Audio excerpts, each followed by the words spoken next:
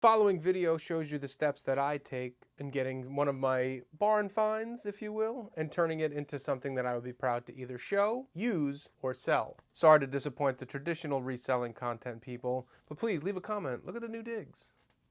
New lens. Feels different. I feel like Chris Ramsey. And I believe the audience for this video is threefold. First one's going to be traditional resellers. You're going to use the steps in the subsequent video to take something that you might have found and then transform it into something that you can sell. To with that, go ahead and leave a comment down below that says #NotKaren. Second person, it's going to be just someone who's interested in trying to figure out how to clean their cast iron up. To which, that case, I say welcome. My name is John, and I make reselling videos here on YouTube. And the third person that I assume is going to be watching this is going to be a cast iron collector. I don't have to tell you guys to leave a comment because you're probably going to leave me a comment anyway telling me all the things that I did wrong. Welcome to you as well. So with that, I hope you enjoy, and I'll see you at the end of this thing. Today we're doing a viewer request video. I picked up a couple of vintage cast irons. Actually, they were viewer gifts, which makes this even sweeter. Somebody requested that I make a video on how I clean them. We have a couple of different pans, and I'm going to do this particular method on one. I find that this method, the easy off oven cleaner method, is the most available to people. There are a couple of different methods that you can research and do. This easy off method is one. You also have people who will make lye tanks, or you have people who will use the electrolysis method. What are we, Mr. Wizard? I'm not doing electrolysis or lye tanks. We don't need that. It's a bit of overkill. This particular method, to me, is the easiest method, and it's also the safest. It's also, I feel, in my opinion, it's the most available to the general public. If you come across a pot or a pan, you're not doing this on a mass scale, this is the way that works for everybody. But every method has its pros and cons, and I think that anybody can do this. Now, before we get into it, let's have a word about safety. We are using household chemicals. There's nothing inherently dangerous about the process itself, but we have to remain cautious in doing this. I've done a lot of reading over the years, and I've watched quite a few videos, and most of the time the other videos are very good, but sometimes they are filled with some misinformation. We're going to be working with this Easy Off. Easy Off is primarily lye, sodium hydroxide, so we need to take a bit of precaution. A simple skin barrier. We're going to be using our hands, so make sure that you're using some rubber gloves. Dishwashing gloves, like the ones that go further up your arms, totally cool too. But in my case, these are what I have, and this is definitely good enough. Sodium hydroxide, or lye, is a very powerful base. Most people know acids, and this is the opposite end of the spectrum. It's a very powerful base. We're going to use it to dissolve the organic solids that are built up on the pan. The lye doesn't know whether it's touching a pan or your skin, so we're going to use precautions to prevent it. One of the biggest mistakes that I've seen in other videos is people saying to use vinegar to dissolve it. Now, chemically, they're actually completely right. You can neutralize lye using the acetic acid and white vinegar. Where we don't want to do that is on our skin or any soft body parts that you get it on. The neutralization process from a base, in this case lye, to with an acid, in our case again vinegar, is an exothermic reaction.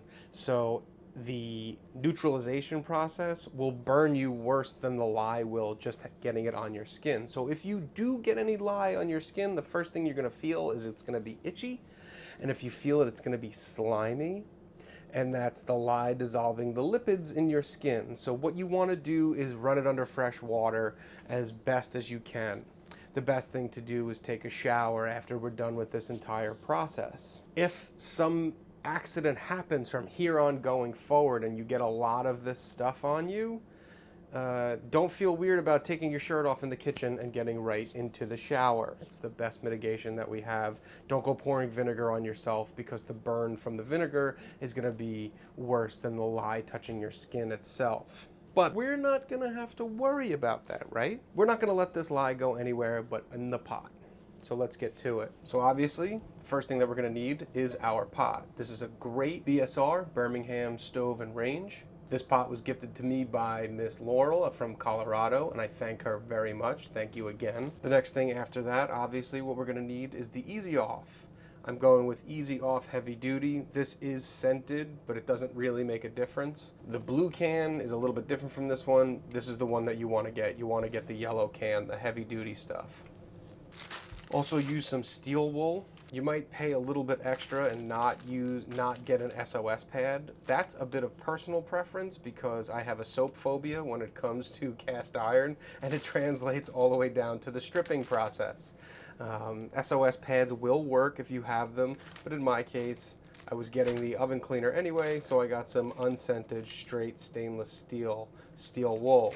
Obviously, we're going to need some gloves. More than one pair could work. It's good to have a reserve in case you rip one. You could just get a new one on you pretty quickly. And we're using regular old garbage bags. These are the white ones. Some people use black ones, some use white ones. It's 2020. We don't see color. There's no difference.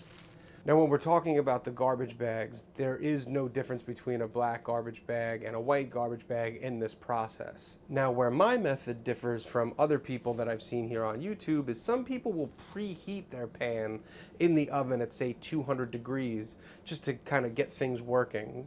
The oven cleaner does work better when it's warm. That being said, the polyethylene that the bag is made out of, depending on brand, will melt somewhere between 165 degrees Fahrenheit and 195 degrees Fahrenheit. So either way, if you preheat your pot to, say, 200 degrees, your oven's lowest setting, you're going to melt the bag. So don't preheat your pot if you're using this method. Also, it's best to do this in a well-ventilated area. It's not so much toxic chemicals that are going to bring off, there's just going to be a funk to it. I am going to use the oven as a containment unit, but have it be off. You could probably hear it in the background. There's a vent just above our head that pulls things right out to the atmosphere. So that's going to pull any funk that this process generates right out to the outside. If you can, do this whole thing outside. If you have a garage or a safe spot, totally throw it in the bag, throw it outside. A note about temperature though, the oven cleaner does like to work a little better when it's warm out. In our case, it's January. If I was to leave this outside, it'll work, but it's just gonna lengthen the process some. And in regards to length, what we're gonna do is we're gonna soak this pot as best we can in the oven cleaner, and we're gonna let it sit at least 24 hours before we check it. This is probably going to take overall probably 48 hours. So again, if you're doing this outside, you leave it, you really don't have to worry about it. We're going to rinse it right at the 24-hour mark or so and do another application of oven cleaner. And depending on your pot, you may have to do it 3 times, or the 1 time is good enough. It's very dependent. The stuff needs time to work. So your pot may vary. So don't go, oh, John said let it sit for 48 hours and you get on there and there's still crud on there. Just do it again. Just keep doing it and let the oven cleaner do the work for you. So we go ahead and get the oven cleaner open. We're going to spin it to the dot. Should be able to see the dot there. There's a dot. We're going to spin the nozzle to the dot and we're going to shake this thing up.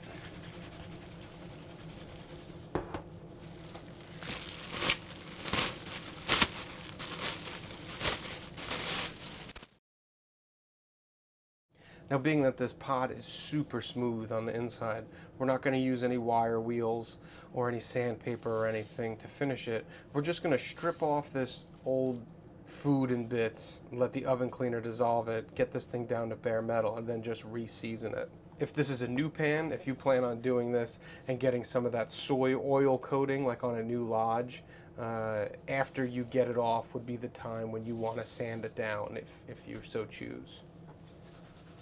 But for us, we're just going to give it the business.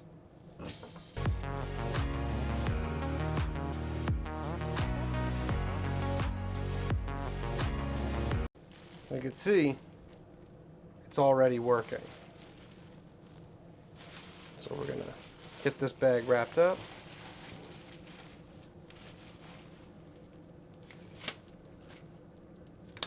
Get this off because these now have lye on them, so we'll keep this cleaned up and separated.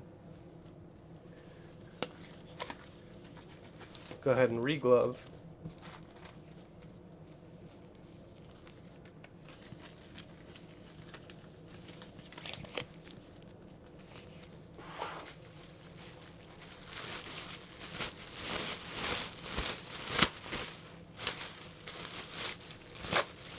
we're already getting some action going. So we'll go ahead and put this in another bag just for safekeeping.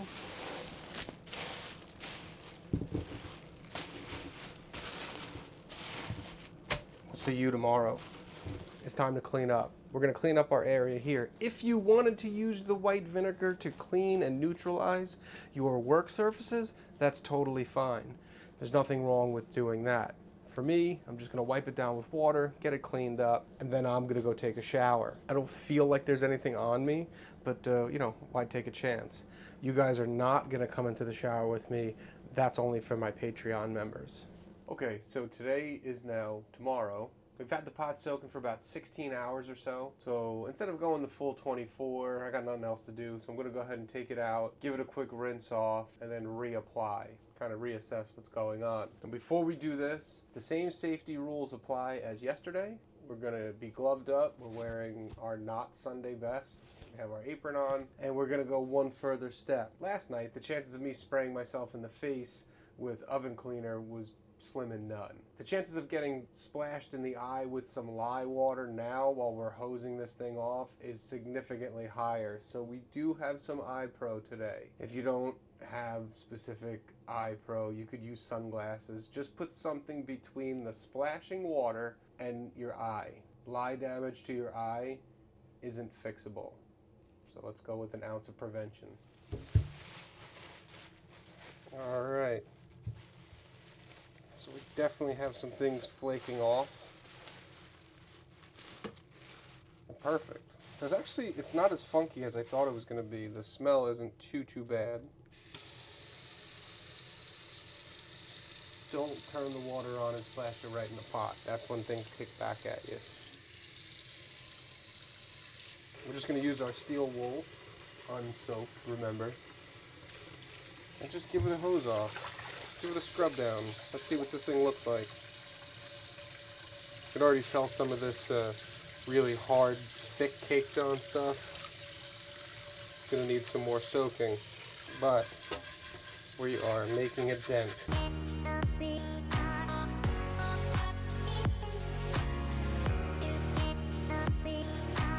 So now that we have a chink in the armor, we let the oven cleaner soak. I'm just going to use this little scraper.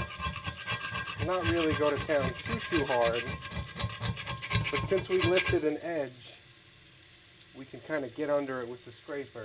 We're not going to go too hard. We're going to still let the oven cleaner do the work, but we could use a little physical action to kind of help it along before we put it back in. Now we're on day 3. Same rules as yesterday. Gloved up. Eye pro. We're just going to go get the pot out again, start the water, rinse it off, see where we're at. I was really encouraged with how well it was progressing between the first night and yesterday. Even though yesterday wasn't fully a 24-hour soak, there was still a nice appreciable gain. We were able to see the heating surface, we were able to dig out some of the smoke ring, and the cooking surface looked absolutely awesome. We're just working on some of that crust on the outside. So let's see what it looks like now after another 24-hour soak.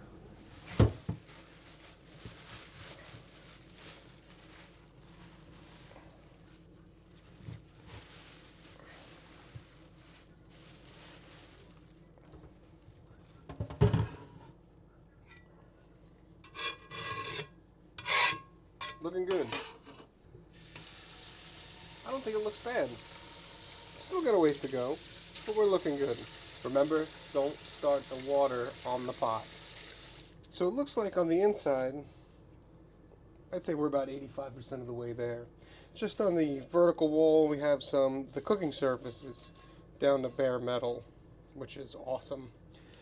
Same thing with the heating surface. We're pretty much there. I'd give this about 80%. We're about 80% of the way. Just again on the verticals. We're making a significant impact on some of this heavy. This was really thick on here. This was appreciably thick, whereas the rest of the stuff was kind of surface.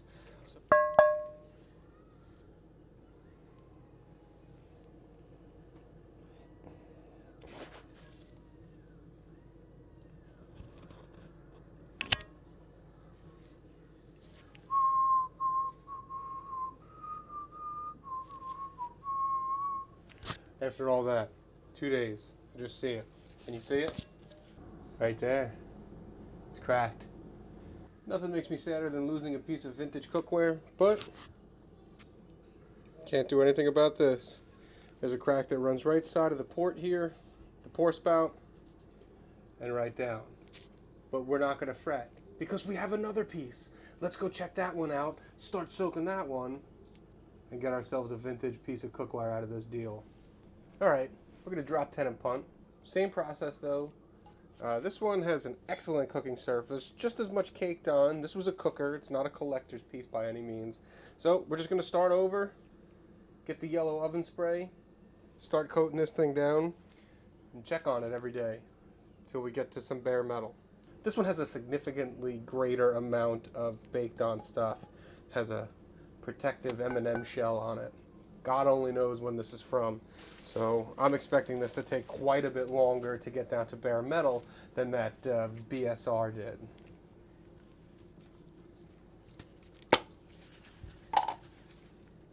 Got our rubber gloves. Since we got our glasses on already, just keep them on. Start spraying. That's it. See you in a couple days. This one I definitely rubbed my hand against the bag, so like I said, do not use vinegar to go and neutralize this like we're in some sort of a lab setting.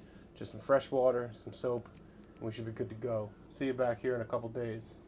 Alright, so it's been like 3 days now. I kind of forgot about it. Life got in the way. It's no real harm. It's only going to get better. I should say it's been 3 days since I cleaned it last. Since you and I were together, I've cleaned it like 4 or 5 different times. So in real time, this has been about a week since we talked last. I was really happy with the way it looked the last time, about 3 days ago. Put it back in with a fresh coat of oven cleaner. This should be the final cleaning, and then we're going to get into seasoning. Now, if you remember what this thing looked like before, it looks pretty awful. Right now we have a beautiful Wagnerware number 6.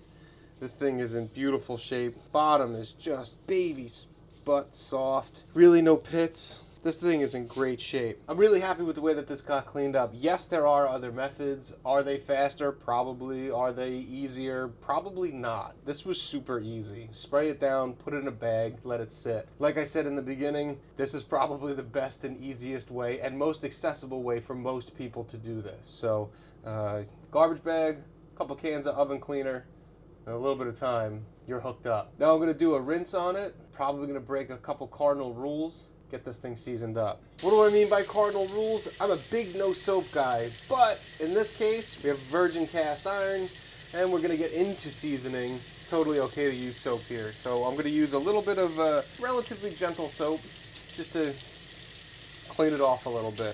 We're gonna use the steel wool to get some scrubbing action going. You could use the grungy side, but we're doing the business here. Let's give it the hardest we got.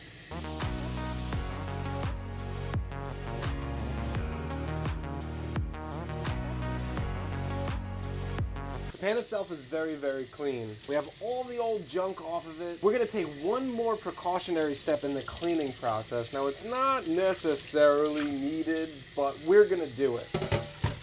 We're going to neutralize any lye that could potentially been on here. Now, we just washed it and rinsed it and washed it and rinsed it, but let's just take one more step because we don't want a microscopic little teeny tiny piece of lye to get beneath our seasoning that we're going to work so hard and put on and then undo all of our work. So here's what we're going to do. We're going to make a 50-50 white vinegar to water bath. Not even a bath, just a little bowl of it. Get some paper towels, and we're just going to clean this off one more time.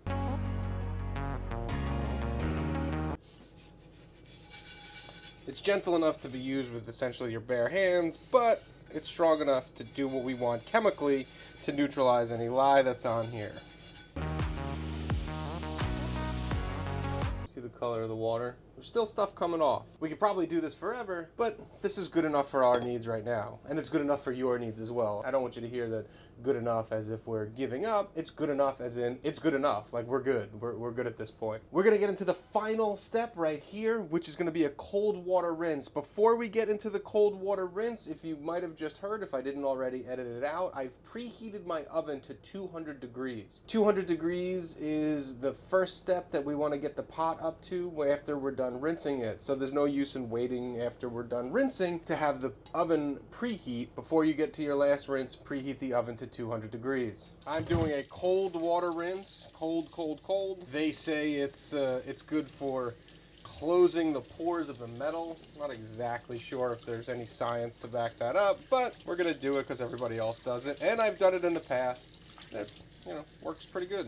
Just rinsing it down with cold water. So now that the oven is preheated, we're just going to dry the pan off real quick with a paper towel, get it into the oven. We're going to let it sit in the oven for about 15 minutes so that it's sufficiently warm, and in those 15 minutes it gives a chance for you and I to get the rest of our supplies together. So we're going to go through some of the things that you need for seasoning. Relatively straightforward stuff, nothing super crazy. You're going to need a rag, a paper towel-y type rag, some shortening. You could use grapeseed oil, you could use vegetable oil, although that's not recommended. Crisco. We don't use shortening very often, and shortening doesn't go bad. That's part of shortening's allure. We don't actually buy Crisco. Doesn't really make a difference what you use. If you have Crisco, use it. If you don't, you don't. And finally, an UV glove or any other type of high heat glove. I like the UV gloves because they have the texture on them, helps you grab the pot. The pot's gonna come out in a second. What we're gonna do is we're gonna coat it with a layer of the shortening, wipe it off, put it back in. Just heating it up to 200 degrees is enough to dry it off now and get the metal kind of opened up again and ready to receive that Crisco.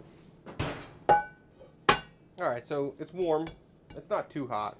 What we're going to use is the cloth rag to get some shortening and rub it all over. Now's the time you really want to give it the business. There's no use in going cheap on this. The cast iron is open and virgin, and it's going to start pulling all this Crisco in. So go ahead and let it fly. Do the inside, the outside. Don't forget the pore spouts, the edge. Get all this all up in there. Let it get all up in the business. Don't forget the handle, the inlet of the handle, the eyelet of the handle. Don't forget all that. And now a word about paper towels. I'm using these like industrial rags. As a reseller, I have these because they make cleaning easier. You could use regular old Household Bounty, but they sometimes might leave lint, so that's why I use these rags. Now, the point of this operation is to get as much Crisco off as possible. And you're like, bro, you just told me to lay it on thick. I did. But that's just a matter of making sure that there's enough on there that the metal can take it. Now what we want to do is we want to get off as much as we can and then put it back in the oven to start the actual seasoning process.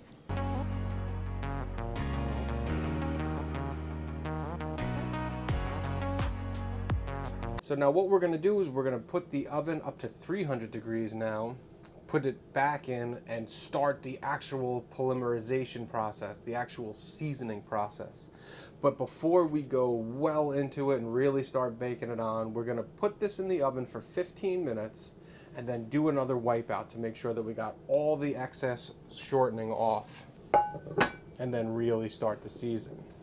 So you go, bro, you really confused me. I see you wiping it on, I see you wiping it off. In the time it takes for the oven to go from 200 to 300, you might notice some areas where the shortening has actually been pulled into the metal. We want to make sure that we're fully covered, not sopping wet, but fully covered. So if you notice that there's any dry spots where the metal has absorbed some of that Crisco, go ahead and rub it back down. It's okay. No one's looking. Rub it down. All right, so our oven's at 300. Let's send it. See you back here in 15. All right, so it's been 15 minutes. What we're gonna do now is we are going to take the pot out. It's now at 300 degrees. So you gotta be careful. Don't be as cavalier as you were at 200.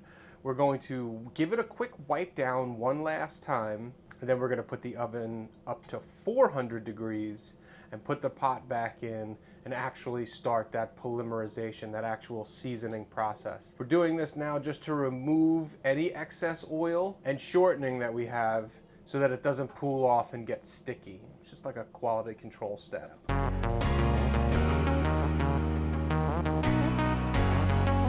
Now we know that it's pretty dry. It doesn't have any excess shortening on it. It's not going to start getting sticky. 2 hours, 400 plus cool down. So we're actually talking about 3 hours before we see you again. Just let it go. It might smoke a little bit depending on which shortening you use, but that's okay. It's doing its thing.